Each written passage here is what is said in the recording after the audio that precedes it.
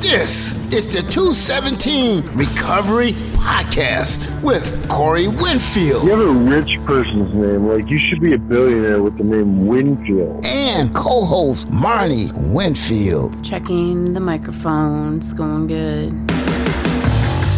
It is the 18th of October, 2022. My name is Corey Winfield, and Marnie Winfield is working and got school and all kinds of stuff going on today. So, filling in for her, very special guest, and you heard him in the intro. Winfield, with a name like Winfield, you should be a billionaire. Welcome, Adam Brothers, to the show. Adam, how you doing, bro?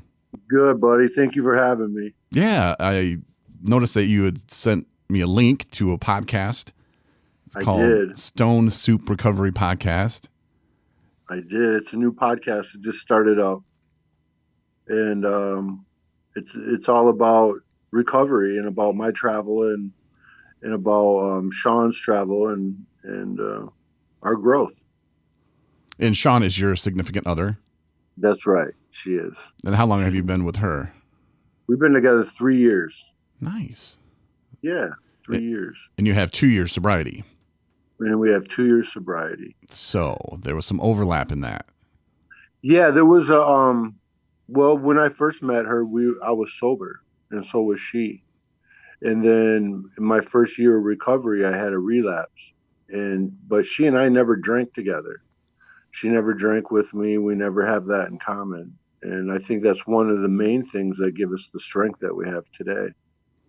One of the questions that Marnie and I hear a lot is like, how do you guys do it? You guys do it for each other? And then our answer back kind of surprises people. And it's like, nope, I don't do it for Marnie. Marnie doesn't do it for me. And they're like, what? And I'm like, no, like we've both tried that in our past with relationships, I'm sure. And it just doesn't work. You know, I used to think, well, two sick people can hold each other up. That makes no sense. You know, I mean, I can make it sound good to me. Yeah. You know, in my brain at the time, like, oh no, this makes sense. Two sick people, we can help each other. No, it doesn't work that way. Like, you got to do it for yourself. And by doing it for yourself, you do it for yourself and everybody else in your life, including your significant other. So that's right. You know, it's a little something for people out there, because other people can be like, oh, you're not supposed to hook up with people that are in recovery too. No, you just got to make sure you're good at where you're at. You do. And the one thing that I love about having someone that is also in recovery in my life is she understands. I can go and tell her stuff like, hey, this is what's going on for me and this is how I'm feeling. And she gets it, you know, and she doesn't have to go read a book to go, okay, I'm trying to understand them. She just gets it. Yeah, she can have that empathy with you, and she can know, you know, for the most part, exactly what you're going through, because that's the crazy thing about it. And I had a video that I did the other day. I don't know if I shared the link with you, but in the Recovery Spotlight video, I talk about how people can have even different choice of drugs, but yet our stories are still so familiar and so similar. You know, it's just like, wait, but you did heroin and you did that to your family. Oh, but you did meth and you did. Oh, okay. It's just the addiction in general, that we're just kind of the same people. And when that takes over our brain, we're willing to do pretty much anything to make that number one. And you said something in your podcast, because you have one episode out. Congratulations on that. You did the hardest one. The first one is the hardest. And you said something about, like, we protect it. Yes. And that is so true. We protect our drug of choice. For me and you, it was alcohol. And we put such a shield around that baby that nothing's going to get in, nothing's going to attack it. And we'll go down with the ship. Yes. And I believe... I did go down with the ship. Yes, so did I. A lot of people do. You know, obviously, we were saved by God, of course, but like, that's right. The path that took us down there, you know, we were just holding on to the ship as it was going down, and people in our lives were like, "Hey, your ship's sinking." And we're like, "No, it's not," you know. And then we realized we're putting out fires, trying to. There's only so many holes we can plug. And then it just goes down, and then we're down there. We're like, oh, crap. But luckily we were close enough to the shore, you know, or had some people with some lifelines that could at least pull us up a little bit. And like you said in your podcast, it was the preacher guy that you talked to. He was preacher. You know? Preacher Steve Goth. He's just a wonderful guy, you know. And he, like I said in my podcast, he didn't know anything about alcoholism. He didn't know. He's just a guy walking around shaking hands, and he just seen that I was broken, and he seen where I was at, and he gave me a hand, and I took it, and it changed my life. It's amazing that those people will come into our lives at the exact moment God meant them to, you know? Exact moment. I had nothing. I was down, and I was drinking every day. I was to the point to where I couldn't keep much food down. But I had that compulsion. I'd wake up and I'd be at the liquor store every morning at 9 a.m. when I open up. That was my gig. And I was, half hammered by noon, and I was absent from life in my own sense, absent from myself, absent from my children, absent from my family and my friends, because I had grown so protective of it that I pushed everyone away. Every last one of them. And for some reason in my mind, I often found them to blame because it was easier than to tell myself the truth. Mm-hmm. So I flipped it around and always blamed somebody else. Well, they did this and they did that. Well, they're gone. Screw them. I'm not dealing with them no more. Yep. And so the only thing at the end of the day that I did have left was myself and my bottle. And I found that I was not happy. And that wasn't what I truly wanted. Yeah, I learned a lot from listening to your podcast, man. And Thank you. It brought me back to a lot of memories and days that I had, and it's just like shaking my head, like, oh my God. And when it was mentioned that alcohol got you right where alcohol wanted you, alone, isolated, and I was like, yep. I was like, that's so true. Like, alcohol wins a lot of the time, and I don't know if just because of the makeup of our brain and how it works and how that front lobe is just taken over by that drug, and it just puts the blinders on to where we cannot see it, man. And I've been comparing it to a lot, relationships, like those relationships that we know we shouldn't have been in, but yet we're protecting that person, and we'll shun our family for, protect her. Oh, she's a good person, and this and that. And then you break up. Yeah. And you're still kind of sad, and things just aren't the same. And you start remembering, I wish she was here or whatever. But then something better comes along and replaces that. And this for me is recovery, that replaces it. Well, I mean, okay, obviously my wife replaces it, but I'm just I'm horrible at giving examples and telling stories. But when something new comes along, replaces it, then you look back and you're like, what was I thinking?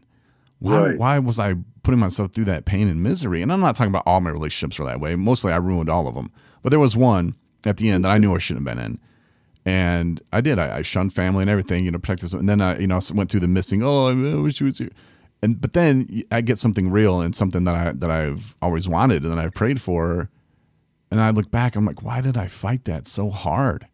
Why was I shunning family to protect her? Like, what? She's way below me. Like, what was I thinking? Like, same thing though with alcohol. We'll hold on to it. And at first we stop. Okay, I'll just stop drinking. I'll stop using whatever. But we're not finding anything to replace it. And that's where I think, there's a huge difference between just being sober and being in recovery. Being in recovery, you're doing things to replace that. And then that becomes a new thing. Like me, I started the podcast. And that was something that was for me. Some people listen, they think it's cool. I think that's great. That's why I do it too, for those people. But it's mainly for me to do something that is productive in my recovery. And 700 plus episodes later, here we are still doing it. And I got a nice studio. So I might as well keep doing it. And, people like you approached me a long time ago and you're like, hey man, I want to start this podcast. I was like, yes, I'll help you, whatever you need. And at that time, I think you were like, I just need like $20 to start the Spreaker up. And, you're kind of like, you knew you wanted to do something with it, but it wasn't the right time for you. No. And I made you a pretty cool, sweet ass logo though. You did. It is a sweet ass logo. I'm waiting for my new one. Yeah. I'll hook you up. But now to see you like, you play music, and I told you, hey man, send me some stuff. I want to use it in the podcast. And you sent me a lick that I freaking loved. Just got to figure out how to incorporate it in, but I will. And then, you sent me the podcast that you did. And I'm telling you, the hardest part is actually getting that first episode done. You know, a lot of people approach me, hey, I want to start a podcast. I want to start. I listen to it, and it's just kind of all over the place. But you, it was for you. You know, you were getting stuff off your chest, and you were like telling about yourself, and that's what I really loved about it. And you know, your significant other jumping in, you know, at the right time when she needed to. Not saying that she can't jump in whenever she wants, but you know what I'm saying. Like it was good chemistry. That's what I'm trying to say. There you go. It was very good chemistry, and the stuff that she was saying was right on too. And I enjoyed it. I couldn't wait for episode 2. And, you know, to do it weekly, I think is smart, you know, because you don't want to overwhelm yourself with it, but get yourself a nice little rhythm of, hey, every Saturday or every Sunday or whenever you do it, you know, to do it and actually take the time to produce it and make it sound really good. I think you're onto something with that Stone Soup Recovery podcast. I'm going to listen. You got a fan. I love it. Yeah. The podcast, as far as talking to you it's been a couple of years since I talked to you about doing this. And the truth of the matter is that I was afraid to have to be honest to the microphone. I wasn't ready to be honest to the microphone, you know, because that's all you've got. And I wasn't ready. And I knew that. And I knew that if I went on there and I tried to do something, it wouldn't be honest. It would just be something that I produced, you know, and I want Stone Soup Recovery Podcast to represent all the truths of growth, whether you're a month sober or 30 years sober. And because we're all in that journey, we're just at a different part of it. And we have that common link. You talked about that earlier, about how one drug relates to the other as far as the fallout that it can cause in your life. And that's what binds us together. And when I was in rehab, I heard it represented as the fellowship of the broken. We are all bound to this fellowship of the broken. And I liked that. And it kind of stuck with me. Yeah, you're a downer kind of guy, aren't you? I don't know. I prefer like the club of Reborn or something, man. Like, I don't know. Life is just so amazing now. And I can just kind of hear it in your voice and where you're at in life too. Like, we don't have to have $50,000 cars. We don't have to have $1 million homes, you know? No. Like, I used to think it was all about material things. And since then, my thinking has changed, you know, because you have all that stuff at one point and then you start drinking and it goes down with the ship, you know? It does. And you got to rebuild again. You realize, oh, that's just a TV, whatever. You know, like, I don't really care. You know, does my car get me where it needs to? Okay, perfect. You know, then that's all I really need. And does the house keep me warm and keep me safe from the outside? Then sure. Okay, great. You know, but God will provide those things for you as well. You know, you had talked about being, you know, not very spiritual, or you couldn't grasp it, or I don't think grasp it, but you just explain it, what you were talking about at first. Well, I was just referring to oftentimes, I have a long history with God in my life, as far as since I was a child. But it seems like my analytical and my scientific brain gets in the way of things, and I lose my faith. And then I lose my faith, and then you don't have faith. So, man, I feel lost. I end up feeling lost without it. And so I kept being disconnected from God, and I didn't know why. And it wasn't until I was baptized and I let go of everything that everything was truly changed for me, you know, and my relationship with God and my relationship with myself. And because God taught me how to forgive myself, if that makes any sense. Mm-hmm. Because I felt like a scoundrel. I felt like a true scoundrel in life. And there's hope and there's redemption, man. There truly is. It's hard to feel that sometimes, especially when we're just starting out. We're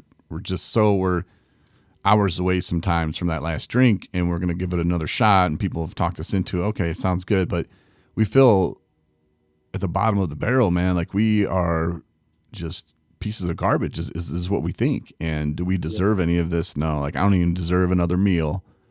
remember my mom would be like, come down and grab a plate of chicken or something. I'm like, I don't even deserve that.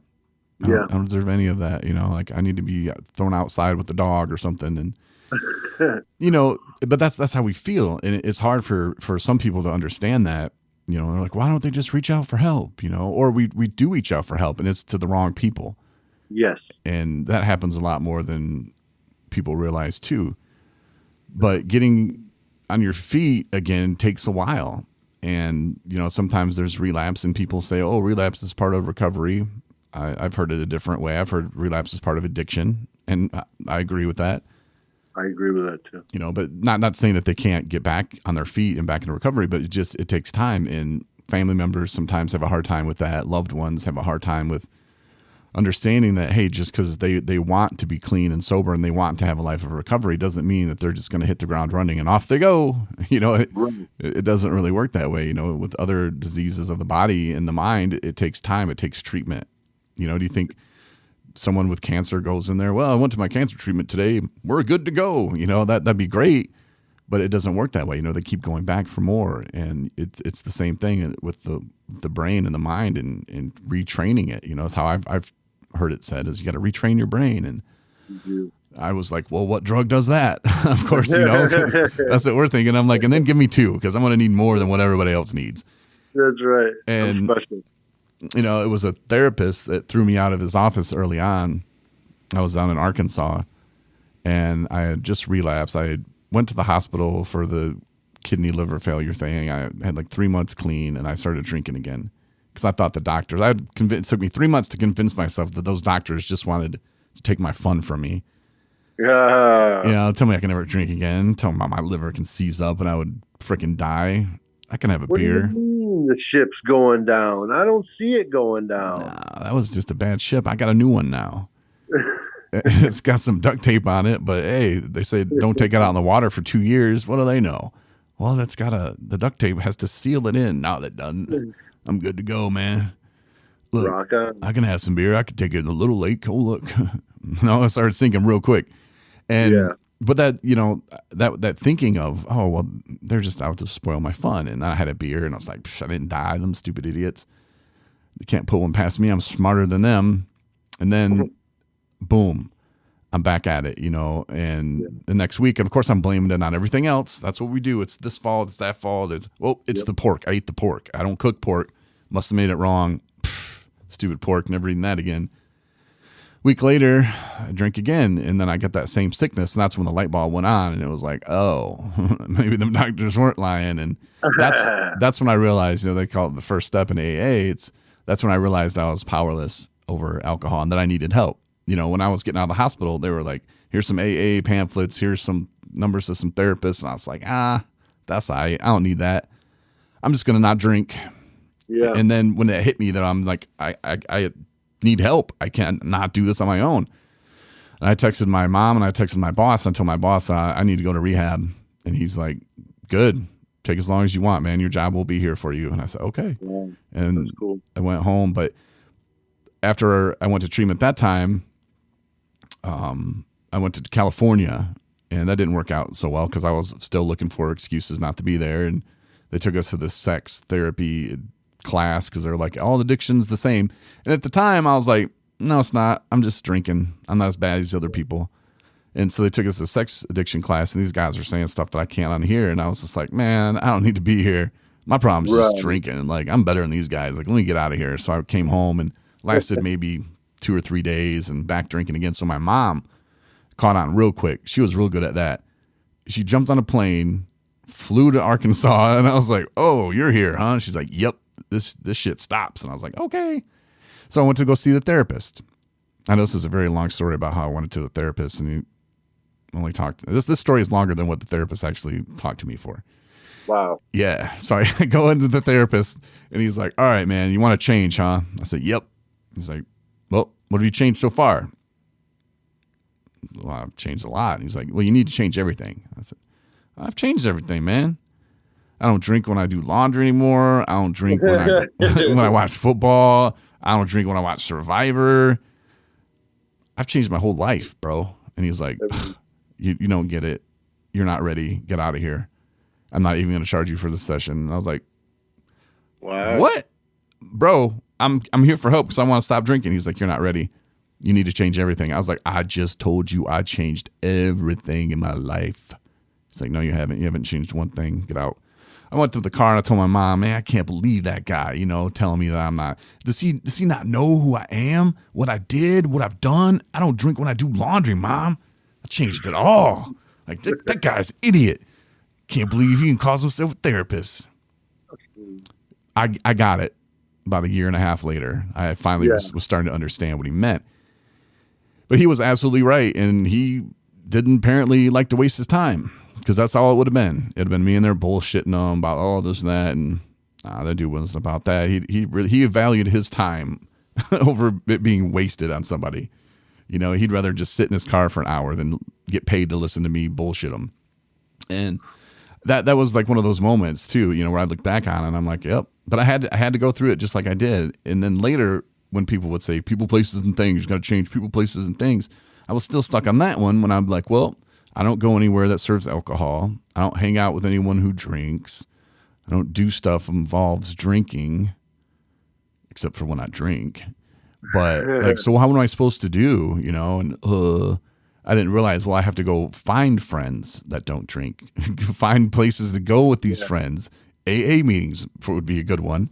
You have to go seek those things out. You can't just sit on the couch and just wait for stuff to fall in your lap. That's not how it works. And so that's why I started realizing, I was just being sober then, and I wasn't living a life of recovery. I wasn't replacing it with anything. Sure, I tried to dabble in art because when we go to rehabs, now it's arts and crafts times. Let's try this. And, I like painting. I like doing other things. I'm not very good at it, but it didn't truly replace what was going on in my life. So, it's cool to find hobbies, but to find something that you're truly passionate about. Like for you, it's music. I'm sure you jam all day, don't you? I do. I play every day. Yeah. Every day, all day. And it becomes part of this routine that soothes your soul, right? It does. It's like medicine. It truly is. It's medicine, and my online name is Sonic Prozac, and that means music is medicine. Yeah. Isn't that awesome? I thought it just meant you got Sonic brand of Prozac. A lot of people are be hitting you up. Yo, man, you got that Sonic Prozac, bro? Got that Sonic Prozac? How much you want for that, bro? Yeah, I totally get what you're saying. I understand it. And that's the funny thing. That's the thing that bonds us. The stories that you have, I can see myself in too. I don't think I've ever been thrown out of a doctor's office, but I should have been. Because I've gone in bullshitting them, that's for sure. Yeah. And one thing I am grateful for, though, is the fact that I had to learn that, too, to change everything. I moved away from where I lived. I cut everybody off of Facebook. I literally had to change everything. I don't even associate with people that I grew up with because they drink, and sometimes it's like I think, hey, how they doing? I'm wondering what's going on with them, and then I think, no, it's dangerous to call those people, so I don't, and it's an everyday thing for me. Sometimes it's like I have to often fight myself, like not to call somebody that I think about. I'm just that way, you know. But recovery has given me opportunities that I thought I'd never have. I'm the guy that used to walk down the road looking for porches to sleep under because I had nowhere to sleep. I was that guy. Yeah, you might have woke up in the morning and I was sleeping under your porch, bro. When I talked in the podcast about being, just the depth that it took me to, I was a gutter bum. But through recovery, I have a nice home, and I have things that I never thought I'd have before. And like you, that feeling of not wanting to go eat at mom's house. That's how I was for a long time. I didn't feel like I deserved anything. But I'm grateful I'm so grateful. I give thanks every day, and I thank God for my blessings. Yeah, I thank Him for my recovery. The first time I met you was when you were in treatment, and I was working at a treatment facility, and you just had that pep to your step a little bit. Like you wanted to go move on to the next thing, and it was sober living at that time. And I think you moved in the same sober living house as me for a couple weeks. Did we live there for something like that? You moved shortly after. Yeah. I remember I told you though, like get some shoes to wear. Yeah. Because the place you went to was Nathan's house in Point City, and he makes you. Place. Yeah, it was a great place. And Jason DeBeck, he runs the place, owns it. He's a good guy, man. He puts this on the top bunk of these little bunk beds, and I'm like, I don't know if this is gonna hold my weight. You know, and man, you get on there. Oh man, it hurts your feet. I was like, get some shoes, man. You're gonna want to get some shoes that you can wear in the house. So you can climb up them things, and then get your own towels. Get your own towels. That was important. I took all your advice too. That wasn't steering you wrong there. You know, no, you weren't. I was trying to help a brother out, and yeah, I love when people continue on to that next step, because for me it was really important. It was one of those things that I didn't ever want to do. I lived in a sober living house before. Have you ever lived in a sober living house before that? No, that was my very first time. Yeah, I was just BSing around in the other one I lived in, and then got kicked out for drinking. Imagine that. Imagine that. Yeah, but I wasn't there for the right reason. It wasn't the same, like you could say, desperation or focus. I don't know. Maybe it was a little combination of the two, but when I got out of treatment, I was pretty focused of, I'm going to start this company, and I'm going to start this podcast, and I'm going to do these things, and I'm going to move my life forward. And then the doors just kind of opened with, you know, helping people get to and from treatment, something that we do now. We love that.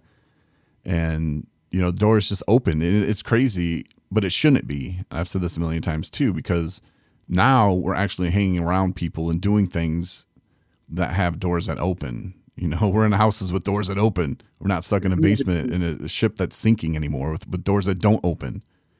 You know, so as shocked as I am, I guess we shouldn't be, you know, surprised when all these good things start happening in our lives. And if somebody's listening now and maybe they got 2 or 3 months sober and they're like, how come nothing's good ever said? Just wait. Yeah.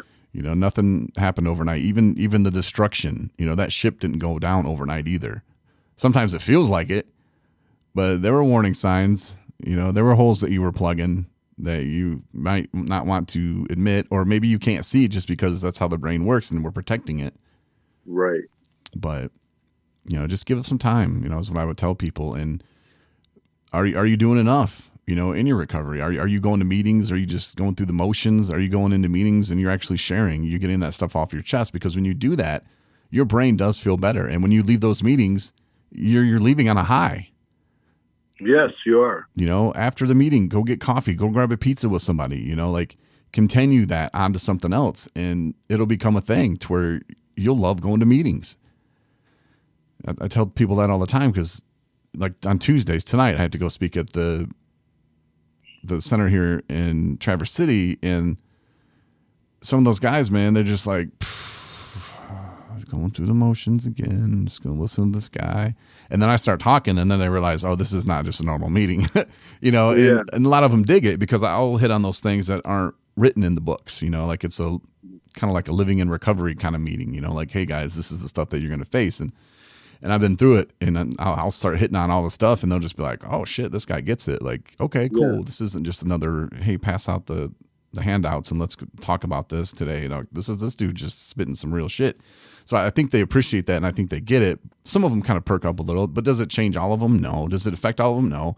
But just like me, I remember those dudes that used to come to Pine Rest to talk. I still remember the stuff that they said. That's the stuff that they can hold on to, you know, and maybe they'll get it this time. Maybe there'll be another time, you know, but at least if they can look back and remember that stuff that, you know, I'm preaching to them and telling them that they can use it one day to help them out. And I think that's something that you are going to do wonders with Stone Soup Recovery Podcast. Thank you. You know, it's about helping yourself, which I think it will help you. And you realize like, wow, this is another tool I'm adding to my recovery basket. Marnie, she calls it her recovery tank. I'm like a tank, like you shoot at? And she's like, no, like a gas tank. I'm like, okay. But it's one more thing that you can add, into your arsenal of things that's going to keep you sober. And that's very important. And then when people start messaging you and they're like, man, dude, you were so right on with that. Like the stuff that I heard, I was like, dude, you're so right on with that. Like that's the beauty of it. It doesn't matter if you have 2 years, if you have 10 years, 20 years, 3 months. Like the stuff that you're saying, people understand and people can relate to. So I'm super pumped, man. I'm so proud of you, Adam, for starting it, man. You did the hardest part. Do the first one. Thank you. Yeah, I'm really super excited about the podcast and where it's going to go, and we're doing it for the same reasons, kind of like you are. We're doing it for ourselves, but we're also doing it for other people who may just be listening. And it's a great outlet and a great avenue to. Man, they gave a guy like me a microphone, and I get to talk to the whole world. Yeah, I mean, it's pretty amazing. So why wouldn't I take that opportunity? Yeah. And you don't have to have, some people will wait too. Oh, I got to have a perfect studio, got to have perfect this, got to have perfect that. No, as long as you got Elvis in the background. Elvis. Welcome to the show, Elvis. Like you got Elvis in the background. Don't matter, man. Like it doesn't matter, dude. The content is there and your setup sounds pretty good, but like, you have a bird in the background, like that's cool. You're like, I got to do something about that. I'm like, nah, no, you don't. That's Elvis. Just like, what's up, dude? Like that's him wanting to say something. Oh, that's awesome. What you need is a parrot though. That would be cool. I could teach him stuff. Stone Soup Recovery Podcast. Just teach him that over and over. And so he's just dropping stuff. or then you go to sponsor, you go to Pizza Hut and just have it saying Pizza Hut. Pizza Hut. Brought to you by Pizza Hut. And like, look, man, we dropped 80 mentions in that last episode. I love it. That's awesome. Bird be making you some money. Making me some loot. That's another thing about recovery is before in the past, my check would be gone before I even got it. Mm-hmm. I owed like this person and that person and, Willie Lump and had to pay that. And, so that's just one of those promises being fulfilled that it talks about, and that's the thing like you're talking about. It's the promises is what really you're talking about. At the end of it, the fulfillment, and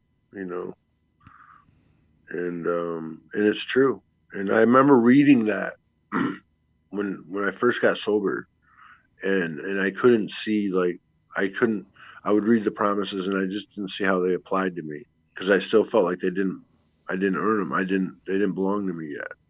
They weren't mine, and it wasn't until, just out of the blue when I looked around, it happened without even noticing. Yep. And I'd look around and I'd be like, oh, wow. Look at this and look at that. I'm not looking under porches to sleep anymore, and God blessed me, and he blessed me in such an amazing way. But it took me to have to let go of everything. And that, I think for a lot of people in recovery, that's hard, just to let go of everything. And I had to, and it was difficult, but I did it. I dumped it. I dropped so much baggage, and I just that's when I did that, I was able to start forgiving myself, if that makes any sense at all. It does. I'm thankful for the promises. I am. I'm thankful for the promises. The promises are amazing, and just back in the day, I'd be like, that's not happening to me, man. That's not happening to me. Like, there's no way in hell that's going to happen to me. How am I going to do this? And you get so overwhelmed with wanting to be at the end, and of course, to get to from starting point to end, you can't possibly fathom all that. You don't know what it's going to take. And it seems, of course, it's going to seem overwhelming, but if you just take it day by day, just a little bit better today than yesterday. It's all you need to do. A little bit better today than yesterday. Add that up over 2 years, 3 years. That's a lot better than when you started. Yeah. And you don't have to be at the end every day. And there's never an end is something that I learned. Whenever I reach one goal, And I got to do a better job at this of like accepting it and taking it in, but I'm already on to the next. Like, I'm already like, well, I want to do this now, like take a second to just cherish and just kind of look around and reflect on where you've come and the things that you've done. And hell yeah, pat yourself on the back. Hell yeah, you're doing what you're supposed to be doing, but there's a world where you're not, and if you pick up a drink today, that's going to ruin it all. So, if you make it through another day, pat yourself on the back, man. And when you accomplish things, pat yourself on the back. When you find yourself in situations where the old you would have been like, all wrong decisions, and you're making the right ones today, pat yourself on the back, man. Like those rewards, we need those. We do. We really do. And when it comes from us, truly, like when I tell myself, damn, Corey, you are doing a pretty good job, like that means a lot when I tell myself that. It really does. That might sound weird to some people, but we beat ourselves up so much for so long, to hear it from ourselves that we're doing a good job. And yeah, we don't have everything we want today. We haven't reached all of our goals. We never will. Like I think that's the day I die, when I just am old and I'm just sitting there and like, well, nothing else to do today. I think that's the day I might just bounce out, man, because like it's that other stuff that keeps me going, and I was just so excited. And again, like I've said it like 3 times or 4 times now, I'm so proud of you for starting that podcast and listening to it. It was just refreshing. And it was really something that, like I said earlier, it wasn't the right time for you to start it back in the day, but now that it started, I'm just like a proud papa almost, even though I had nothing to do with it. But it's seeing people come up and people that I believed in and people that I want to see do good, like turning that corner and making those extra strides and doing those extra things, because you don't have to do it. In fact, it costs you money to do it. Like some people think, oh yeah, but they're going to make money from this. No. It's not about money. The stuff that comes along with it will benefit you to give you money. God, that's how God works. But to do it, to just say, oh, I'm going to do that and make a bunch of, no, it costs us a lot of money to do this kind of stuff, and that's fine, because look at that money that we're not wasting on alcohol. A couple months ago, I was at a meeting and this lady said something, and it was so true. And I'll say it to you. Back in our drinking days, we knew exactly how much money was in our bank account. We knew exactly how much money was in our wallet. I could not tell you how much is in my account. I couldn't tell you if I have $1 or 20 in my wallet right now. Isn't that crazy? That's a good point. I never thought of it like that. Because we get that bank account down to pennies. Pennies. And we were kind of good at it.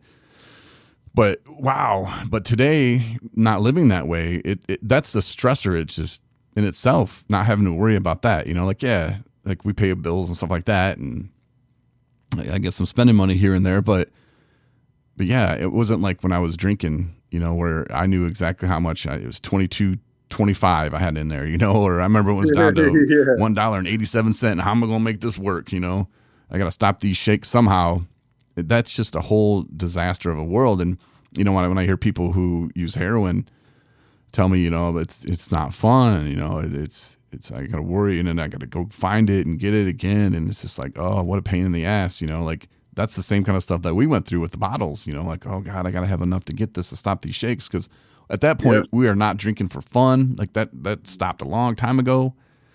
We're just trying to not be sick. And, if you go to the emergency room, they want to throw you out of there. Oh, we're not a detox center. And I'm like, well, I don't know how to get to one.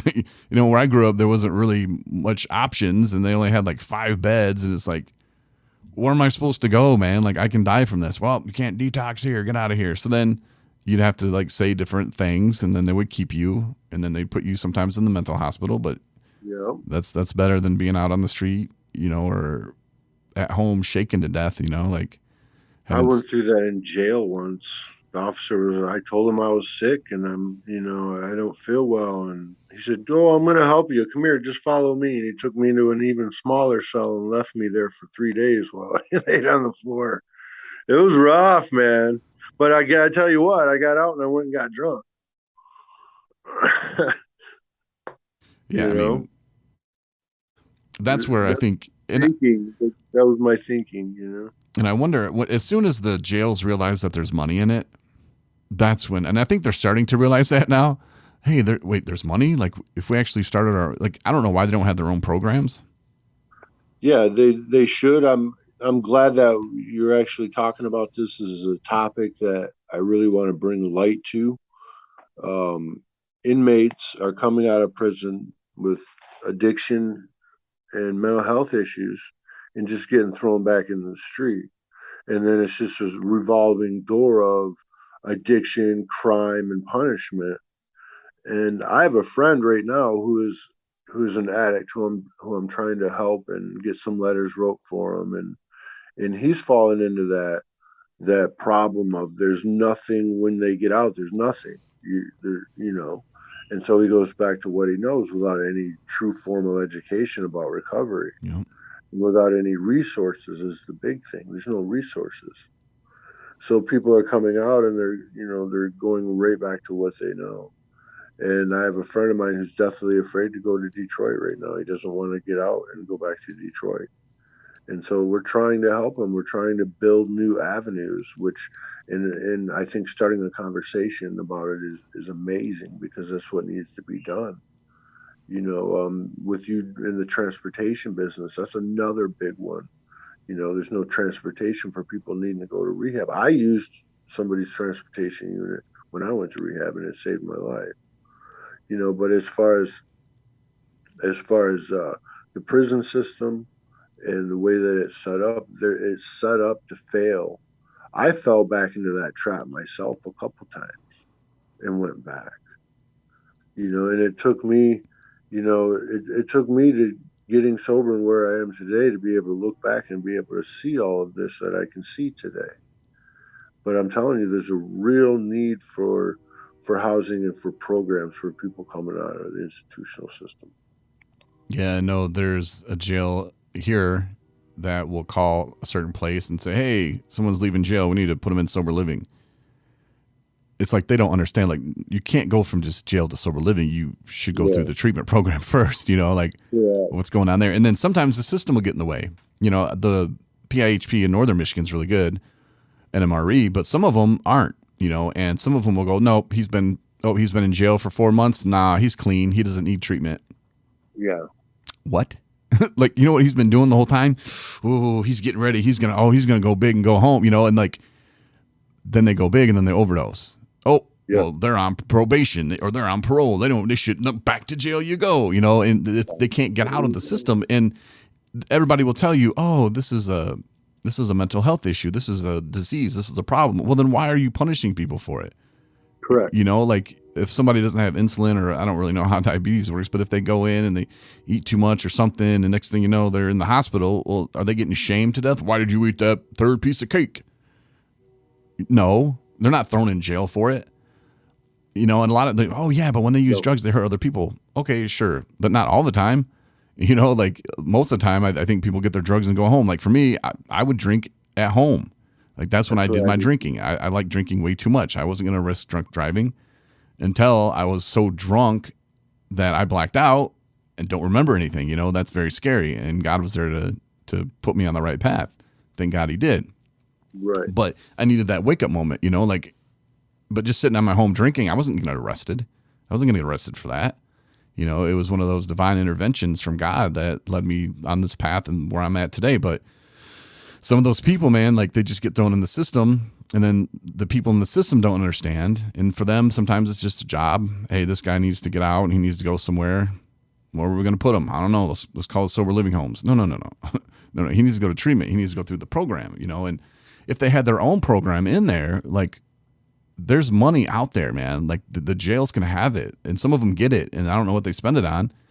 Maybe some of them are spending it on, maybe I'm talking out of church here, but if they actually had their own program where every day, people are in there, and it's got to be the people that want it, like you have to want it. That's another thing about recovery is sometimes you don't even know when you're going through the motions that you want it, but you do want it at some point enough to go, okay, I'll go.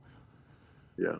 But then to understand that life doesn't have to be this miserable, boring life, like that was one thing. Maybe it was the same with you. I'll let you tell me in just a second, that I was afraid that everything would be not fun. Everything would suck if I couldn't drink. And then I realized, like overnight it happened. I don't know when. it flipped the switch, you know, where it was like, wait a minute, like the great things are happening and life is fun. And I wouldn't have anything if I was drinking, and you couldn't pay me enough to drink today. Like, I don't want to drink today. You know, it became the opposite of what I thought it was going to be. And I don't know if that was the same for you. Yeah, it totally was for me. When I thought about I can't never drink again, that I felt in the pit of my heart breaking. You know what I mean? Like, what am I gonna do? You know, you're taking away my best friend and my lover. What am I gonna do? You know, and then like you had it. One day, man, you just look around and things are different. If you just keep doing the next right thing, the next right thing, the next right thing, and you're going to find yourself so far away from where you began. And looking back, trying to understand that picture, in the beginning, you could never see the path through, but at the end, you can. And I'm not saying that I'm at the end of the journey. I'm just saying that I've come this far, and man, it's a great journey. Mm-hmm. It's like if someone showed me the picture of that woman I was with, they're like, hey, would you like to be with her now? Hell no. You know, Hell no. No. Why would I want to? No. Would I want to put some scissors up to my wiener and snip it? No. No. Those are stupid things. Why would you ask me that? That's what I would say. Why would you ask me that, man? Why would you ask me that? That's stupid. You know, but it does. It just changes. And I've always told people, I don't know when it happened. I think I was in sober living, and it just flipped, man. And it was such a freeing feeling. And I think it was when I finally let go of the idea that in 5 years, I'll be able to drink again. In 10 years, one day I'll drink again. I did that too. You know, I did that too. I'll give it a year. Yeah, but I'll be able to drink again. But then things just start going so well, and you're just like, nah, that's all right. I don't want to do that. I don't ever want to do that again. And then it just flips and becomes this whole different thing. And you realize what a destructive life you've lived for so long that, man, we let a lot of years go. Holding on to that false hope. And now the only thing that we can do is just talk about our experience and our stories, because keeping it in the basement isn't really helping anybody, you know, to share it with family members and to other people in the community, you know, that was a huge thing for me. I was always trying to keep it down there in the basement. I didn't want anyone to know. But then when I started the podcast, it was like, well, hey, here we are. My name's Corey and I'm in recovery, you know, and I still don't use the term alcoholic really. You know, because for me, that's a negative thing. And I look at things like positive. Right. So it's like, hey, I'm Corey, I'm in recovery. And I was on a Zoom meeting earlier today, and I forgot to mention that, hi, I'm Corey or whatever. And because I really wanted to talk about what this dude was saying. And I was like, hey, John, I just wanted to. And they're like, hello, hi, Corey. And I was like, hi. And then it hit me that they wanted me to do. And I was like, oh, yeah, hi, I'm Corey, I'm in recovery. And some of them were like, this is an alcoholics meeting, you know. And I was like, okay, cool. I'm in recovery. That's cool. You know, you guys can be whatever you want. That's how I identify. Hi, I'm Corey. I'm a piece of shit. Do I want to say that? No. I'm Corey. I'm a pretty awesome dude. Got some great things going on today. You know, like that's how I introduce myself, because again, it's a mindset. And I'm not going to tell myself I'm a piece of shit every day. No. Just on Tuesdays. Just on Tuesdays. I allow myself a day, man. Just let it go. Know.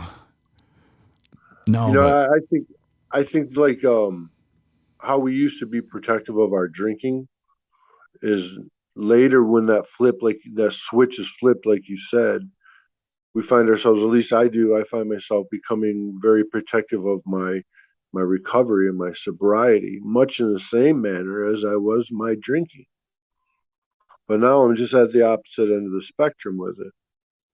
You know what I mean? And that's important. The big book talks about how you would run across alcohol and you would recoil from it. They use the word recoil, and I always liked that, you know, because that's how I feel at the very thought of it. I recoil from it, you know. But I think I'm going to take a lead from you and start saying that, hi, I'm Adam and I'm in recovery. I like that. I've heard it before. I've just always identified with, hi, I'm an alcoholic, because in the pit of my stomach I am. But I'm also in recovery, and I like that.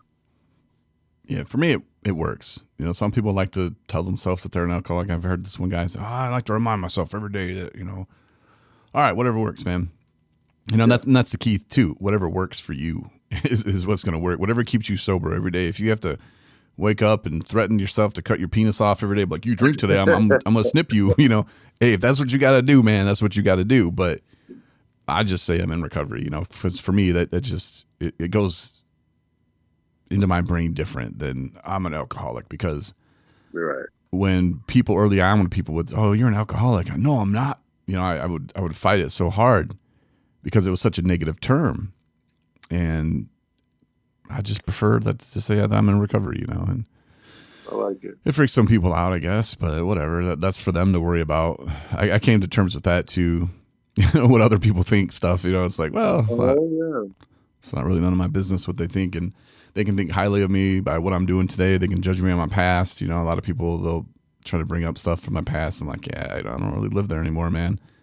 Right. I stopped beating myself up over that. You know, God forgave me. I forgave myself. And that is a hard thing. And you brought it up earlier too about allowing, you know, God allowed you to forgive yourself. And that kind of stuff happens overnight too, sort of without you realizing it. But when you come to accept that you can't change anything you've done in your past, you know, that time machine is not going to get built. And That's right. And I've said this many times, even in Back to the Future, they build a time machine, but they can't change anything. So what's the point of all that? You know, like, okay, so I can go back, but I can't change nothing? Okay, no thanks. You know, like, and it gets to a point too where I'm sure if you're not there, you will be soon. You wouldn't change a damn thing. Right. Like, you went through some hard times. You went through prison, you know, but you had to experience all that. And maybe I could hear it in your voice when you're talking about people in jail, people that are locked up now and they're getting out without a fighting chance. There's a lot of passion in that, man. I could hear it in your voice, Adam.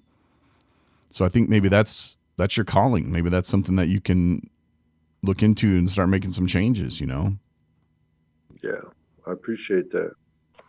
You know, it's a topic that I wanted to talk about on our podcast, and I even plan on having a parole officer come in and do an interview with me, and we're going to talk about addiction, and we're going to talk about people coming out needing recovery and what that looks like, because I think that's a valid conversation that needs to happen. Yeah, there's a place here in town called Safe Harbor, and they house the homeless people, you know, the people that are houseless, that have nowhere to go. And they do a great job, and people are excited because they just opened up on the 15th. So like 3 days ago. That's and awesome. They run until April 30th, but the program, the place, the people that I know that actually work there are really good people that care. And that's something that I think is huge. But then it said that they hired a police officer. And in the article that I was reading, it's like the police officer, they hired him and he can focus on the substance use disorders. I'm like, what? You mean he can arrest people with drugs, or is he going to focus on people with substance use disorder? Like, do I need to go down there to talk to him, maybe give him some help, you know, like, because those are two different things, you know, like if putting him in the system is their way of dealing with the substance use disorder. Like, I don't know if that's the correct way. Sometimes though, you know, it took me a little wake up to understand that I'd rather not be in jail. You know, so some people that it's better than them being out on the streets doing drugs, sure. But like, do they have someone at the jail that is going to then put them into a safe program, or are they going to get them help, or are they just going to kick them right back out in 30 days? And I don't know what that looks like. And I guess that's a conversation that we should probably have with Safe Harbor. But you know, it's a beautiful place. You know, and like I said, I think the people that work there are beautiful people. And I want to go down and volunteer. I think Wednesdays they have volunteer morning, and I'm like, man, that'd be cool. Just go down there and hang out for a couple hours, you know? Nice. Yeah, they're just I don't know how to do it. Like, I can't see the end result, but I would love to try to get funding set up for people coming out. And I don't know how to go about it. I really don't. You know, because there's a huge need. There really is. You know, and because I've been there, I've been through there, and I've been washed through the system. For me, I was a bullheaded, and I had to keep going and getting locked up. And you know what I mean? It didn't bother me after a while. It was like, oh, it's just this again, you know. But I was bullheaded. But I couldn't stop drinking. That was the truth of it. Yeah, and you were in your active addiction, Yeah, that compulsion, and I had it, but it's gone. It is. I don't have that compulsion anymore. It's gone. I got baptized, and man, did everything change. Yeah, tell me about that. Well, my friend Zach, who helped me in recovery and helped me get to rehab, He's with Catholic Human Services, right? Yeah, he works for Human Catholic Services, but he was just my friend. This was before he even had the job. And so, I asked him, I told him I wanted him to baptize me in this river that, because I went on a 4-month bender, and I ended up staying down by this little river. And he was going to baptize me in the river. I just wasn't ready. And then I went to rehab. I finally got myself to rehab. And when I came out of rehab, the first thing I wanted to do was get baptized because I knew it was important. And I was ready. And so I asked Zach to baptize me, and he baptized me at church. And, I tell you what, when I came up out of that water, I was different. I was changed. It's like I had this agreement with God, and that we were okay, and that I was going to be okay. I didn't know how I was going to be okay. I just knew that I was. You know what I mean? And like we've talked about, flipping that switch overnight, it just kind of happened, man. The next right thing led to the next right thing, and here I am, no longer looking for porches to sleep under. So life is good. It is. It's really good. Life is good, man. I'm so proud of you, dude, and I appreciate you taking the time to come on the podcast today. Earlier, when I was listening to your podcast, your first episode, your debut, I was like, man, I got to get Adam on the podcast. And I just figured he'd be busy today. And then you sent me a message. I was like, well, maybe he's not busy today. And I was actually in a meeting, in that AA meeting I was talking about earlier, when you sent me a message. So I sent you back, and I was like, all right, what about today, man? Let's do one today. Yeah. And you're like down for it. And I was like, all right, cool. I sent Marnie a text. I'm like, hey, Adam's going to do the podcast with me. And she wrote back, great, with like 3 exclamation points. And I was like, cool. And Marnie, and she's proud of you too, man. Well, that's awesome. Thank you, guys. It means a lot to me. It really does. Sean and I are going to make this thing work, and it's going to be epic, man. It will. I just got to get my music right. Thanks again, Adam. All right. Well, thank you for having me. Thanks for listening to the 217 Recovery Podcast. For more episodes plus bonus features, download the 217 Recovery app and support recovery by rating us in the App Store.